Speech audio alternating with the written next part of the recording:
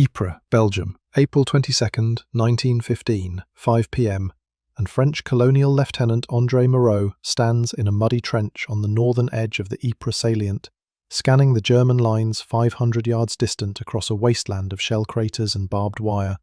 The afternoon has been quiet after a morning of heavy German bombardment, and Moreau allows himself to hope that his Algerian troops might get through another day without a major assault. The spring air carries the usual smells of war: wet earth and cordite, the distant smoke of cooking fires, and the ever-present stench of death that haunts every corner of the Western Front. What Lieutenant Moreau cannot possibly know, what no soldier in the Allied trenches could imagine in their worst nightmares, is that within minutes a German chemist named Fritz Haber will unleash something that will transform modern warfare forever, something that will make conventional weapons seem almost merciful by comparison, and something that will kill thousands of men in ways so horrible that survivors will spend the rest of their lives trying to forget what they witnessed. The trenches of the Western Front in 1915 represent a strategic nightmare for both sides. 475 miles of fortified lines, stretching from the English Channel to the Swiss border, a continuous scar across Belgium and France where millions of men huddle in mud, waiting for orders to advance across killing grounds, swept by machine guns and artillery. The war that began with cavalry charges and dreams of quick victory has devolved into a grinding stalemate where gaining a few hundred yards costs thousands of lives, where soldiers live like rats in waterlogged ditches, and where the generals on both sides are desperately searching for some weapon or tactic that might break the deadlock. The German High Command faces a particularly difficult situation in early 1915. Their forces fighting on two fronts, their troops exhausted from months of trench warfare, and their strategic position complicated by a British naval blockade that has cut off access to Chilean nitrate deposits, the primary source of nitrogen compounds needed for both fertilizers and explosives. Without Chilean nitrate, Germany's ability to continue the war hangs by a thread, and military planners understand that they need something revolutionary, something that will force a breakthrough before their ammunition runs out. Into this desperate situation steps Fritz Haber, a 46-year-old chemist whose work has already saved Germany from collapse, whose synthesis of ammonia from atmospheric nitrogen has given Germany the ability to manufacture its own fertilizers and explosives, effectively breaking the British blockade's stranglehold on German war production. Haber is a man of contradictions, a brilliant scientist who received his doctorate studying organic compounds found in pepper and vanilla, a Jewish convert to Christianity trying to prove his German patriotism, and a nationalist who believes completely in the rightness of Germany's cause. His wife, Clara Immerwahr, is herself a groundbreaking chemist, one of the first women in Germany to earn a doctorate in chemistry, and she watches with growing horror as her husband throws himself into military work. Haber has already contributed enormously to the German war effort through his ammonia process, but he wants to do more, needs to do more, believes that science can deliver the weapon that will win the war for Germany. And in early 1915, he thinks he has found it. Chlorine gas seems like the perfect solution to Haber and his team of over 150 scientists, working under military direction. Chlorine is readily available. German chemical plants produce it in huge quantities as a byproduct of other industrial processes, and its properties make it potentially devastating as a weapon.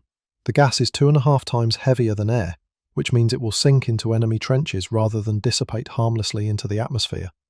It has a distinctive yellow-green colour and an odour described as a mixture of pineapple and pepper, but by the time soldiers can see or smell it approaching, they are already breathing it.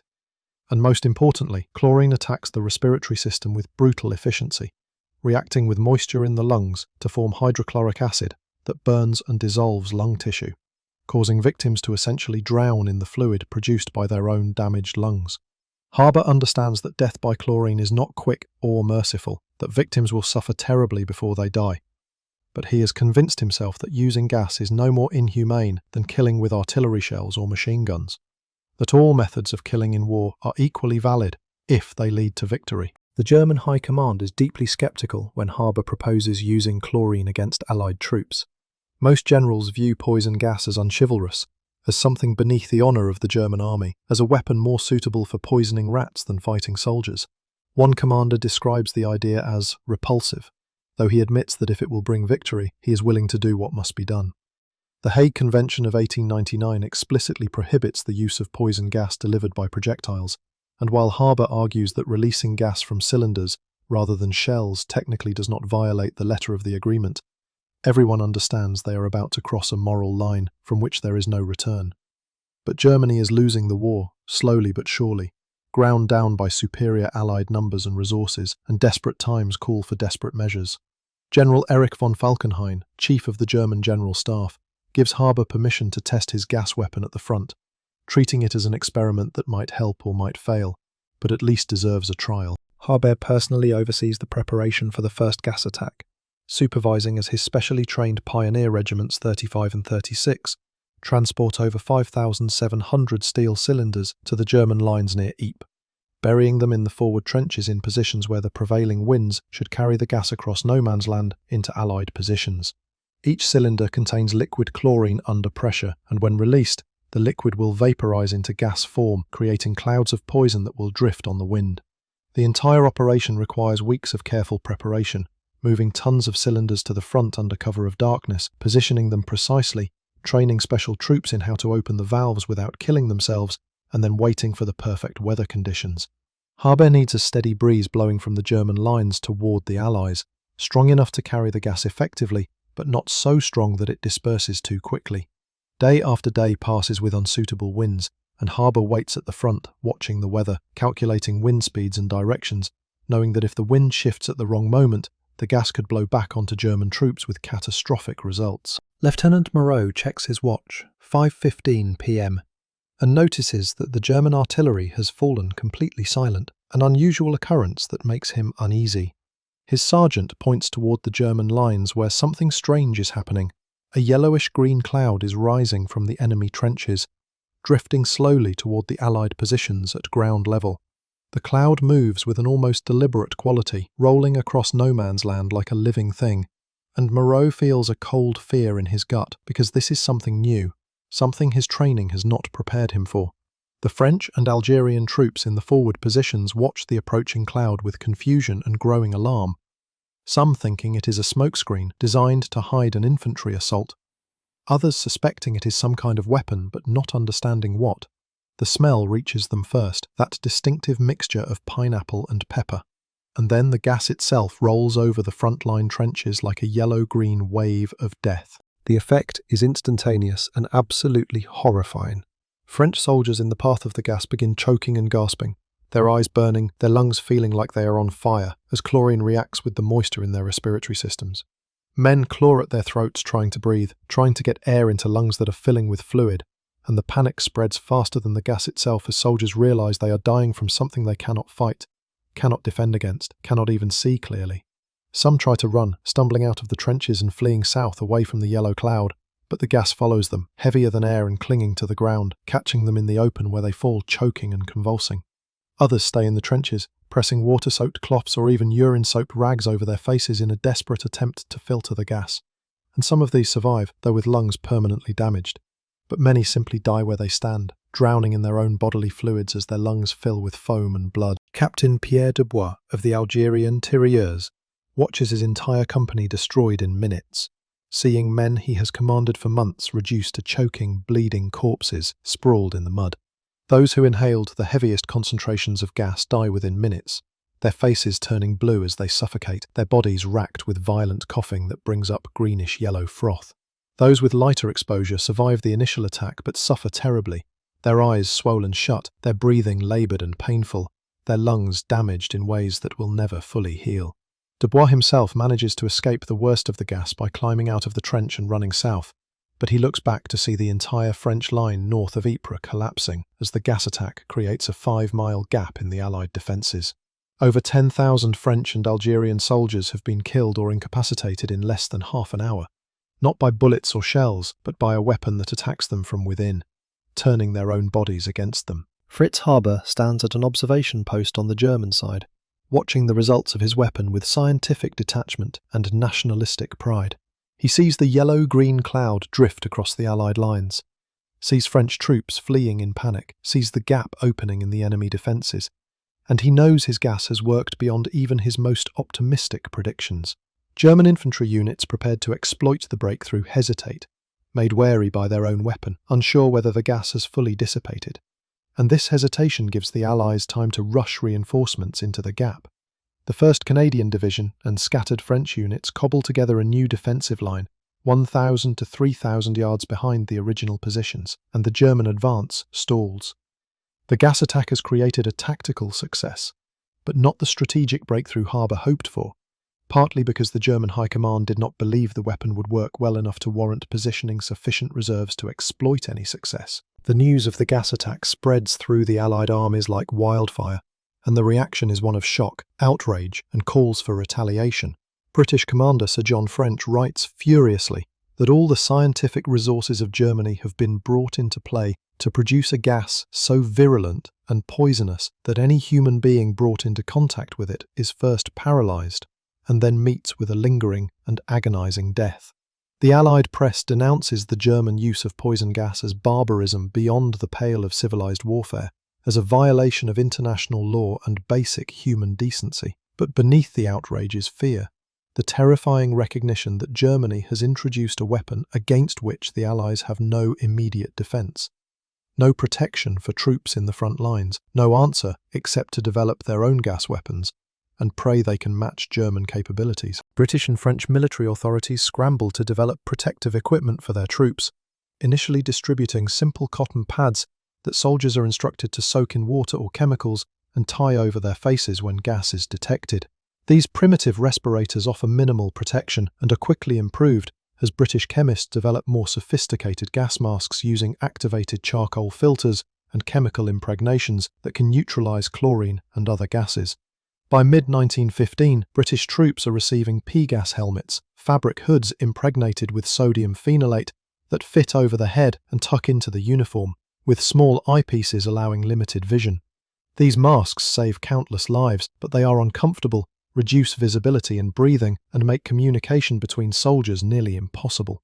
The introduction of gas masks transforms the appearance of the Western Front, turning soldiers into alien-looking figures in goggled masks, dehumanizing warfare even further. Fritz Harbour returns to Berlin on May 2, 1915 to attend a party held in his honour, celebrating his promotion to captain and his success at Ypres.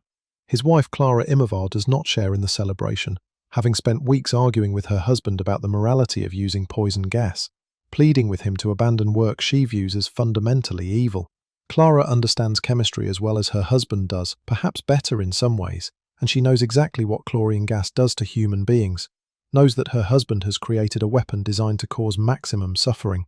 The party atmosphere in the Harbour household that night is strained, with Clara silent and withdrawn while officers toast her husband's achievement.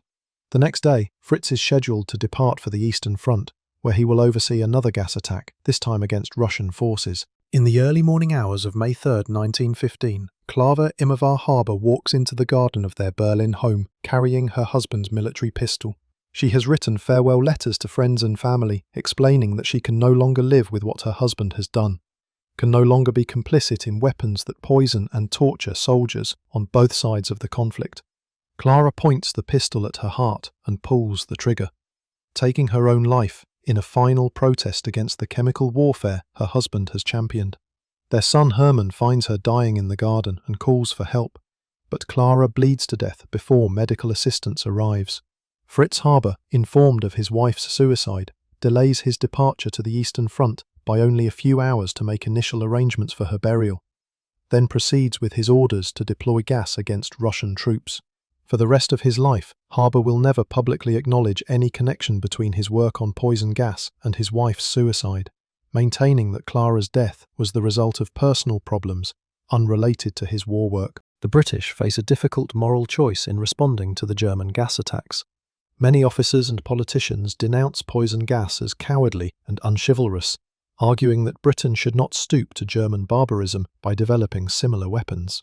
But Lieutenant General Sir Charles Ferguson, commanding II Corps, articulates the grim logic that will guide British policy when he says that gas is a cowardly form of warfare that does not commend itself to English soldiers, but that Britain cannot win the war unless it kills or incapacitates more enemies than the Germans kill British soldiers. And if this can only be done by copying the enemy's weapons, then Britain must not refuse to do so. This brutal calculation overrides moral objections, and by summer 1915, British chemists are working frantically to produce chlorine gas for use against German trenches. The first British gas attack comes at the Battle of Loos on September 25, 1915, and it is a catastrophic failure that demonstrates how difficult and dangerous gas warfare can be. British troops have positioned 5,100 cylinders containing 140 tons of chlorine along their front lines, waiting for favourable winds to carry the gas toward German positions. The attack is scheduled for 5:20 a.m, and soldiers assigned to release the gas turn the valves on the cylinders, sending clouds of chlorine drifting toward the German trenches. But the wind is fickle and unreliable, in some sectors barely moving the gas forward, in others shifting direction and blowing the deadly clouds back into British trenches. More British soldiers are gassed that morning than Germans, and the infantry assault that follows the gas release stumbles forward into German machine gun fire without the benefit of the protective smoke and confusion the gas was supposed to provide. The disaster at Loos convinces British commanders that releasing gas from cylinders is too unreliable, too dependent on weather conditions that cannot be controlled, and that a better delivery method is needed. The solution comes in the form of artillery shells filled with poison gas, projectiles that can be fired with precision at specific targets regardless of wind conditions. These gas shells violate the letter of the Hague Convention in ways that cylinder release arguably did not. But by late 1915, all sides have abandoned any pretense of restraint in chemical warfare. The Germans develop a colour-coding system for their gas shells. Green cross shells contain pulmonary agents like chlorine and phosgene, white cross has tear gases, blue cross contains mask breakers designed to force soldiers to remove their respirators, and gold or yellow cross holds mustard gas. The variety of chemical agents multiplies as both sides search for more effective ways to kill or disable enemy troops, and the chemistry of death becomes a major focus of scientific research. Phosgene gas represents Fritz Haber's next contribution to chemical warfare, a compound that is far more deadly than chlorine, but also more subtle in its effects. Phosgene is colourless, with an odour likened to musty hay, characteristics that make it harder to detect than chlorine, and by the time soldiers realise they have been exposed, they have already inhaled lethal doses. The gas reacts with proteins in the lungs, disrupting the blood-air barrier and causing fluid buildup that leads to suffocation. But unlike chlorine, phosgene often has delayed effects, with symptoms taking 24 to 48 hours to fully manifest. This delayed action means that soldiers, apparently uninjured in a phosgene attack, can report for duty the next day, only to collapse and die from lung damage they sustained but did not recognise. The psychological effect of this delayed mortality is devastating, as soldiers never know whether exposure during an attack will kill them hours or days later. The first combined chlorine-phosgene attack by Germany comes at Wieltje near Ypres on December 19, 1915, when 88 tons of mixed gas are released from cylinders, causing 1,069 casualties and 69 deaths among British troops. The British gas masks in use at the time offer only partial protection against phosgene, leading to frantic efforts to improve the filters and chemical impregnations. By January 1916, British forces received modified pH gas helmets treated with phenate hexamine and hexamethylene tetramine that provide better protection. But the race between offensive gas development and defensive equipment continues throughout the war, with both sides constantly trying to stay ahead of the other's innovations. Canadian troops at Ypres experienced the second major German gas attack on April 24, 1915, just 2 days after the first assault on French positions. This time, the Germans target the 1st Canadian Division with another massive chlorine release. But the Canadians have the advantage of knowing what is coming, having seen the effects of gas on their French allies. When the yellow-green cloud approaches their trenches, Canadian soldiers improvise protection by wetting cloths with water and even urine, pressing these primitive masks over their faces while maintaining their positions. The Canadians launch determined counterattacks despite breathing through soaked rags, preventing a German breakthrough and earning a reputation for courage that will define Canadian military identity for generations. Lance Sergeant Elmer Cotton, who survives the gas attack, describes the experience as equivalent to drowning on dry land, with a splitting headache, terrific thirst, knife-edge pain in the lungs and coughing up greenish froth, before finally losing consciousness. Mustard gas appears on the battlefield in July 1917, and it represents the most insidious of all chemical weapons used in World War I. Unlike chlorine and phosgene, which are primarily respiratory agents, mustard gas is a vesicant or blistering agent that attacks any part of the body it touches. The gas is actually a liquid that evaporates slowly, forming an oily mist that settles on soldiers, their clothing, their equipment, and the ground itself. Initial exposure produces no symptoms, and by the time skin irritation begins hours later, it is too late to take preventive measures.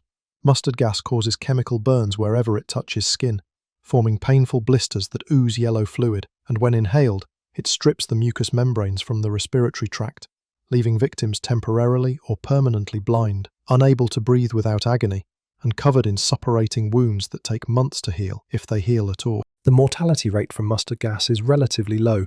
Only 2 to 3% of those exposed die directly from the gas, but the weapon is designed not primarily to kill, but to incapacitate and terrorize.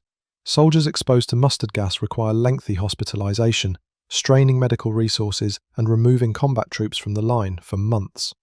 Survivors often suffer from chronic respiratory problems, increased cancer rates, and other long-term health effects that plague them for the rest of their lives. The psychological impact of mustard gas exceeds even its physical effects, as soldiers never know when they might have been exposed until symptoms appear hours later, creating constant anxiety and fear. Gas attacks become a routine part of Western Front warfare by 1916, with artillery barrages regularly including gas shells mixed with high explosive rounds, forcing soldiers to fight while wearing cumbersome gas masks that restrict vision and breathing. Fritz Haber integrates his Kaiser Wilhelm Institute completely into the German military system, turning it into the center of gas research for the German army. Scientists work on identifying new chemical agents, developing more effective delivery systems, and creating protective equipment for German troops.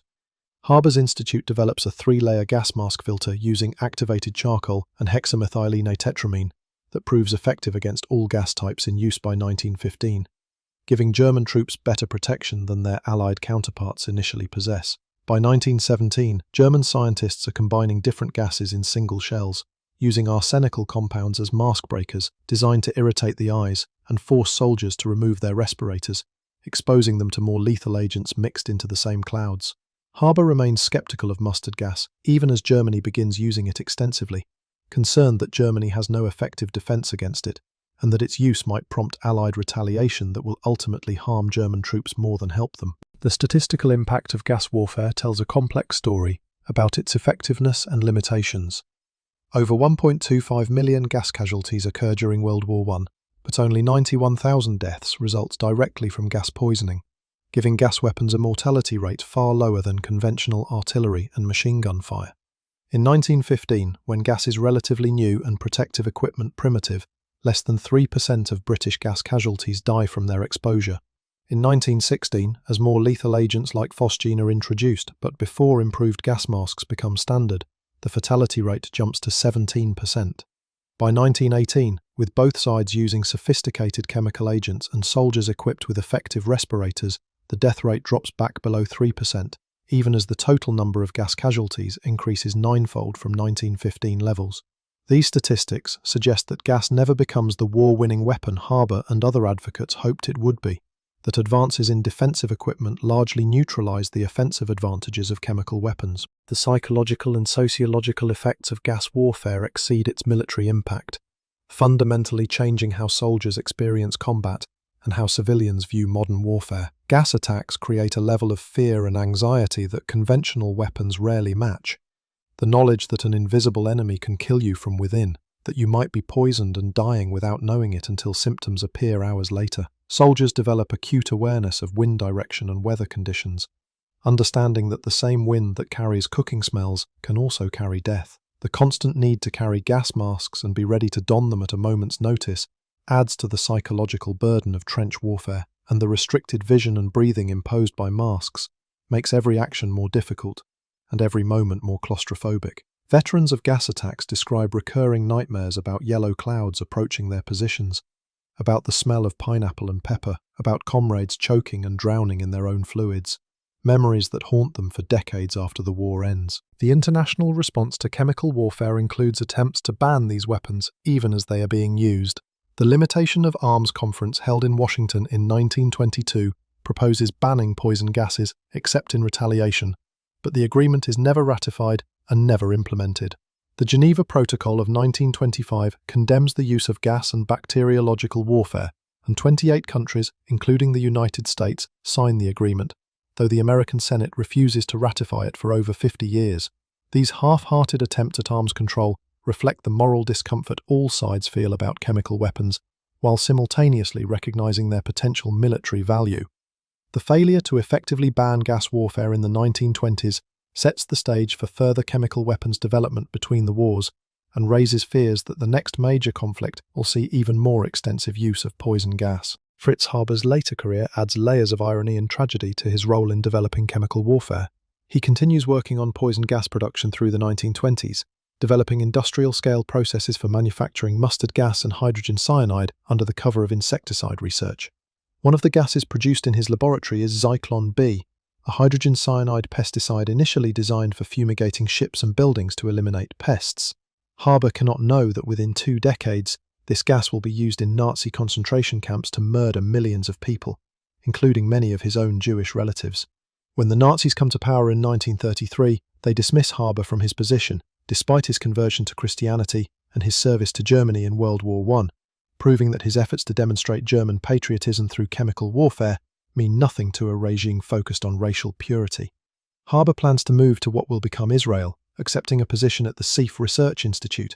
But he dies in Basel, Switzerland in January 1934 at age 65, his heart giving out before he can complete his journey. The legacy of World War I's chemical warfare extends far beyond the battlefield, influencing how nations prepare for future conflicts and how civilians view the nature of modern war. The widespread use of gas attacks in 1915 through 1918 creates fears that the next war will see even more devastating chemical weapons used, not only against soldiers, but against civilian populations. These fears drive civil defense preparations in the 1930s, with millions of gas masks distributed to civilians in Britain, France, and Germany, and elaborate plans developed for protecting cities from gas attack. The fact that chemical weapons are not used extensively in World War II reflects partly the effectiveness of deterrence. All sides possess chemical weapons and understand that their use will invite retaliation, and partly the development of more effective conventional weapons that make gas seem almost obsolete by comparison. The moral questions raised by Fritz Haber's life and work remain unresolved nearly a century after his death. Was he a war criminal who introduced weapons of mass murder into modern warfare? Or was he a patriotic scientist doing his duty to his country in time of war? Was chemical warfare fundamentally different from conventional weapons, crossing a moral line that should never be crossed? Or was Haber correct that all methods of killing in war are equally valid if they serve military necessity? Haber himself maintained until his death that gas was no more inhumane than bullets or shells, that soldiers killed by chlorine died no worse than soldiers torn apart by artillery. But this argument ignores the particular horror of chemical weapons, the way they attack from within, the lingering suffering they cause, the psychological trauma they inflict on survivors. His first wife Clara clearly believed that some weapons are morally intolerable, regardless of their military effectiveness, a belief she expressed through her suicide. But her sacrifice did not stop the development of chemical warfare or persuade her husband to abandon work she viewed as evil. The scientific community's response to Haber reflects the complexity of his legacy. In 1918, 3 years after introducing poison gas at Ypres, Haber receives the Nobel Prize in Chemistry for developing the ammonia synthesis process that enables large-scale fertilizer production. The award provokes controversy and outrage, with many scientists arguing that Haber's war crimes disqualify him from such recognition. But the Nobel Committee maintains that his work on ammonia synthesis is separate from his military activities and deserving of honor. Albert Einstein, who knows Haber personally and corresponds with him for years, never forgives him for his role in developing chemical weapons, viewing it as a betrayal of scientific principles and human decency. Yet in 1981, long after both men are dead, the Minerva Foundation and the Hebrew University of Jerusalem established the Fritz Haber Research Center for Molecular Dynamics, recognizing his scientific contributions while implicitly separating them from his military work. The soldiers who experience gas attacks carry physical and psychological scars that define the rest of their lives. Survivors describe long hospitalizations, chronic respiratory problems that make physical labor impossible, increased rates of cancer and other diseases potentially linked to chemical exposure, and nightmares that recur for decades. Many veterans exposed to gas find themselves unable to work, unable to fully explain to family and friends what they experienced, unable to escape memories of yellow-green clouds and choking comrades. The famous painting Gassed by John Singer Sargent depicts the aftermath of a mustard gas attack in August 1918. showing a line of blinded soldiers being led from the battlefield, their eyes bandaged, their faces showing suffering and confusion. The painting captures something essential about the nature of chemical warfare, the way it reduces strong young men to helpless victims, the indignity and helplessness that gas attacks impose on their casualties. The technical evolution of chemical weapons during World War I demonstrates how quickly military technology can advance when nations commit resources to weapons development.